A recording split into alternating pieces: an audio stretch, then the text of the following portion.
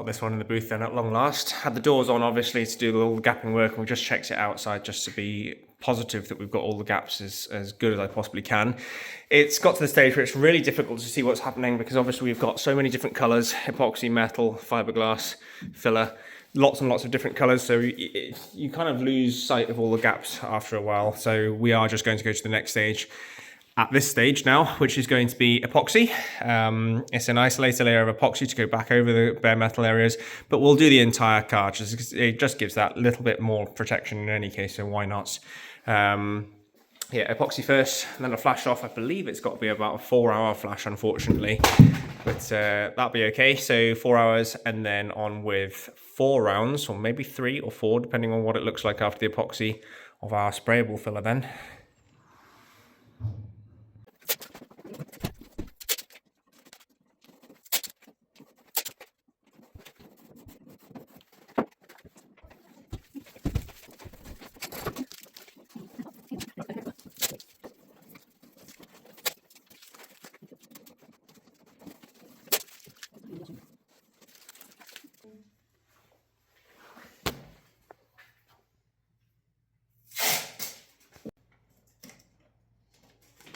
A couple of hours later, we're all rough masked up then. I've done it a bit of an unusual way on the front end here with the bonnet, just because I wanted to get into these areas here with the poly. Not that so much, but it's just the way that it works out. We've obviously taped it up from the inside. All of these vents are taped, as you've seen. When we come to actually paint the car, to be honest, I haven't fully decided exactly what I'm going to do with this one. I'll probably paint it like this, in all honesty, because as you know, we've got to do the inside of the bonnet in any case. I'll probably paint the outside first as a whole like this, and then take the bonnet off and redo the inside, just because it's actually going to be a lot easier to sheet up and mask the outside of the bonnet rather than the inside. There's so many intricate pieces on the inside. I think if I painted the inside first and then tried to mask that up and put it back on the outside, put it back on the car to do the outside, we'd probably end up with overspray going all over the inside, if that makes sense. The overspray just gets absolutely everywhere, unfortunately. When we're talking about clear coat overspray, you just need the tiniest little gap or seam. It'll go in and it'll find its way underneath all your masking, it'll find its way under the paper, and it kind of just, it stains it almost. It makes a bit of a stain, makes a bit of a rough sort of feeling patch, and it just goes a bit cloudy. Obviously, we don't want any overspray anywhere, but it does have a tendency. It's not even overspray, it's just the gases. Anyway, long story short, far too much rambling, but it's very, very easy to get overspray in those areas, so I'll probably end up doing it that way that I've just described when it comes to actually painting the car. But for now, epoxy, reinstate the corrosion protection on all of these bare metal areas, plus add a little bit more to the rest of the car, and then we're on with our sprayable filler. See what it looks like after that then.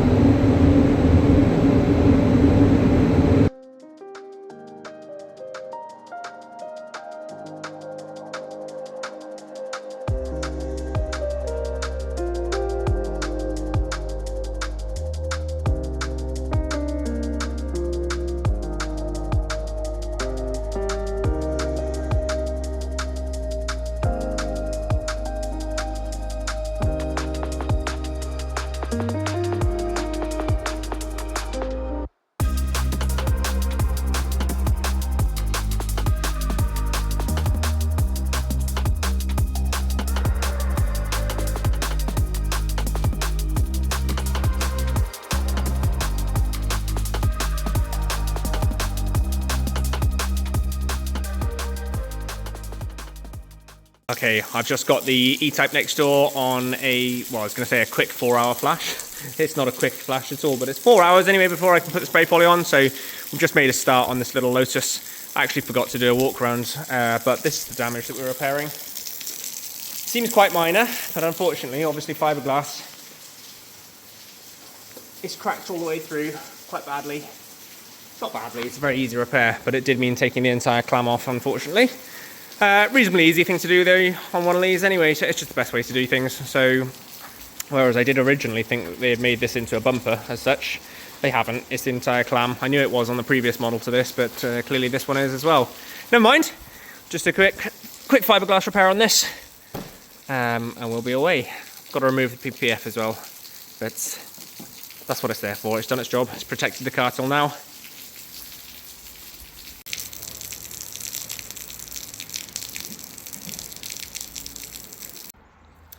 So with PPF then, or removing PPF, you can either be lucky or unlucky. I think it's got quite a lot to do with the brands that people use as well. That being said, I can't say I've ever really removed one which has come off nicely. You can use heat, or you can just try to get it off without any heat whatsoever. Sometimes it comes off nicely in big chunks, sometimes it doesn't. You use too much heat, it leaves the adhesive on. You use too little and it just doesn't come off at all, or just gets brittle and breaks. I have a bit of a love-hate relationship with PPF. It's not even that, to be fair. I mean, to be honest, I don't really rate it that highly, but that is purely because I've got the shop. So obviously if I have any paintwork damage on my cars, I just go ahead and repaint. Obviously not everyone has that luxury, but yeah, for the fact that it's meant to protect the paintwork, obviously you're meant to remove it at some point as well to renew it potentially, or when it does get stone chips. And when you can't renew it, or when you can't remove it like this, it's not really much use as far as I can see, or certainly with something like this now, you know, we're scraping away as gently as I can with a plastic scraper, but it's still going to leave a lot of marking issues, so we've still got to repolish this one anyway. Obviously in this case we're repainting this, but the point I'm making, it's a bit of a nightmare when it doesn't come off nicely. This is straight solvent as well, this is not panel wipe or anything, so yeah, not ideal. Creating a few more issues for us, shall we say, but we'll get it sorted.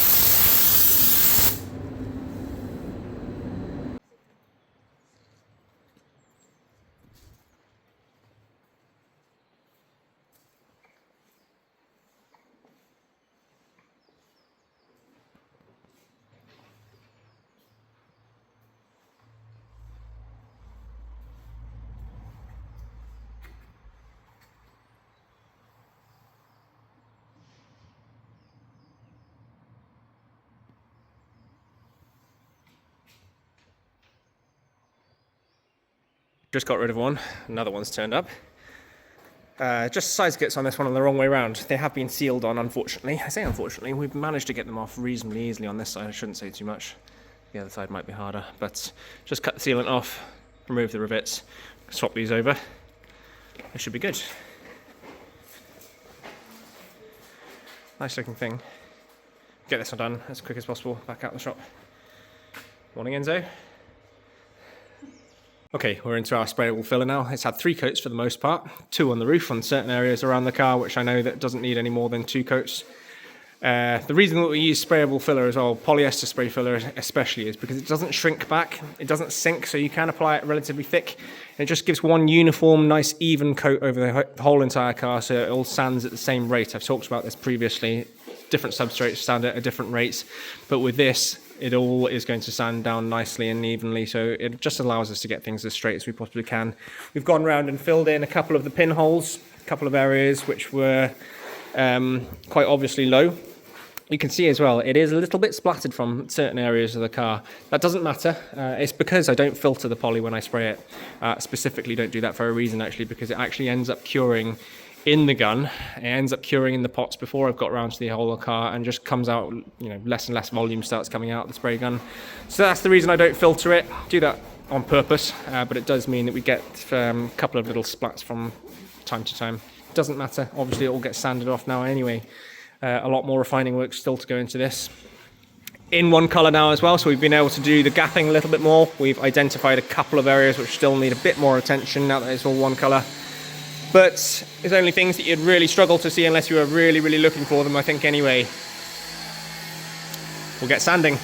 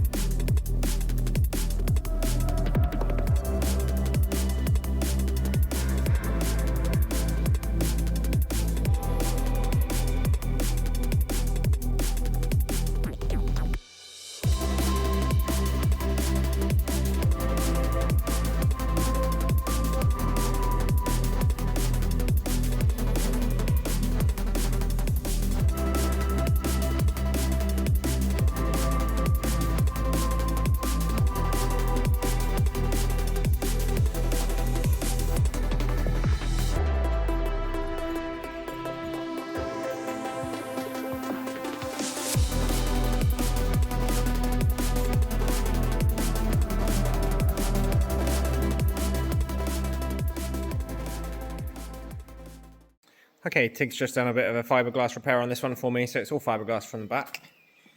I can get that on the camera, yeah. All fiberglass from the back for the strength.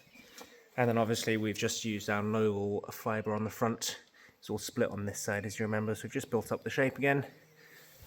There was a little scuff on this side as well, so we've done the same thing on that. Get some primer on there now. Ready to paint. I am going to treat it as a bumper, so I'm only going to be painting up to that area. We're still having a nightmare with the PPF, but it is coming off with a lot of scrubbing. We'll get this one painted tomorrow, hopefully.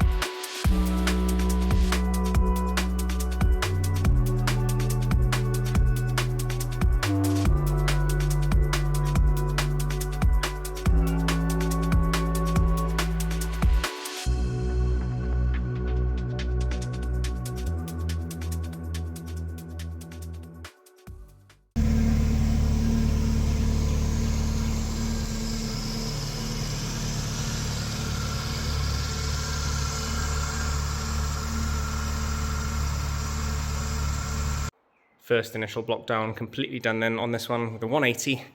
So for those of you who are new to the channel, what you want to see with the poly after this stage, ideally, is this. one completely uniform, even color, no breakthroughs whatsoever, apart from, you know, tiny ones on the edges. No breakthroughs. That's what you want. That is wishful thinking, especially with the bonnet. We didn't bodywork this bonnet at all, so this is just how it was. I thought it was good enough, and actually it is. There's a couple of tiny areas that we need to readdress, but that's what the poly is for. So you can identify areas which need a little bit more work. I'll show you now quickly. So what you've got here is the spray poly. You've got the 385, which is the latest epoxy that we put on, and then you've got the hybrid underneath. So all these different colors, they kind of give you a bit of a visual guide as to how much you can sand, and then obviously below the hybrid, you have metal. Directly we hit metal as always, we have to stop sanding because everything else will sand continuously. So all of the filler, all of the epoxies, they will keep sanding with a 180 quite happily, whereas obviously metal won't sand. So what you'll end up with, if you're trying to chase these low spots, you'll just end up with more of a low spot. So that's why we hit directly, we get to the metal. This is actually slightly high, so we need to tap that down. It's more prominent on areas like this then, so you can see there's a slight low spot there. It is incredibly slight, to the point where you can't even feel it, but we've come through to metal there. So you have to stop sanding on areas like that, otherwise that would end up high. This whole area here would end up low, and yeah, that's no good at all. So again, that's why we use the poly, to identify areas like that, and there's not many of them. I think it might just be that, actually, a couple of tiny areas on the door jambs and stuff like that. Rear quarters were a bit of a nightmare. They weren't the easiest. I really struggled with them on both sides for some reason. But anyway, we're still working on that. Next stage for this one now, the entire process that you've just seen on the time lapse there, which was very many hours worth of work, we've got to do that all again. So the next stage for this is a 400 on a block, just to refine the scratches. It's a bit quicker because it is just refining the 180s. But then after that, we'll be going into our hybrid epoxy again. But the hybrid epoxy this time will be used as a filler primer. So no need for an intermediate epoxy layer with this. It is actually a high build epoxy. So we sandwich, obviously, all of the filler layers are sandwiched in between two layers of epoxy, which is the waterproof membrane. You remember we bare metaled it, epoxy to start with to seal it in, filler work on top of that, and epoxy again now at this next stage to seal it all in and sandwich it together. Next stage after that, one more 400, we'll be ready to paint then.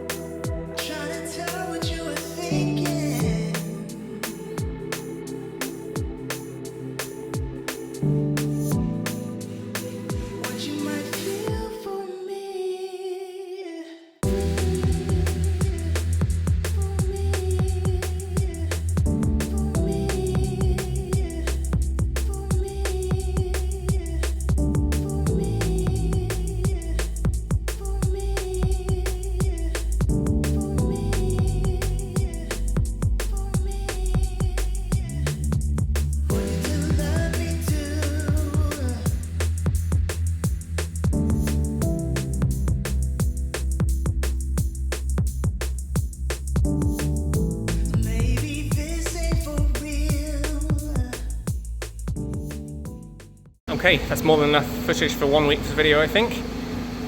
This one's just had a quick decontamination wash in preparation for a single stage polish up next week, just to bring some of the shine back. It's losing a little bit of gloss in certain areas. Could come up a lot nicer than that. Roof as well has not cleaned up particularly well, so we'll end up re-dyeing that, I think. That's the plan. Yeah, I'll show you that in next week's video in any case. As always though guys, hope you've enjoyed. It's been a bit of a busy old week of things here for us. Very busy in fact. But yeah, hope you've enjoyed. We will be, I believe, painting the E-Type next week. That's the plan. See how things go. We've got some insurance work in as well. So yeah, busy old time of things. Anyway, I'm off to enjoy the rest of the weekend, what's left of it. Hope you guys are all good. I'll catch you next week.